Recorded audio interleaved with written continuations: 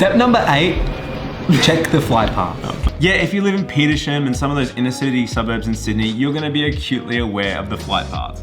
But in other cities like Brisbane, even Melbourne, you might not think about it too much.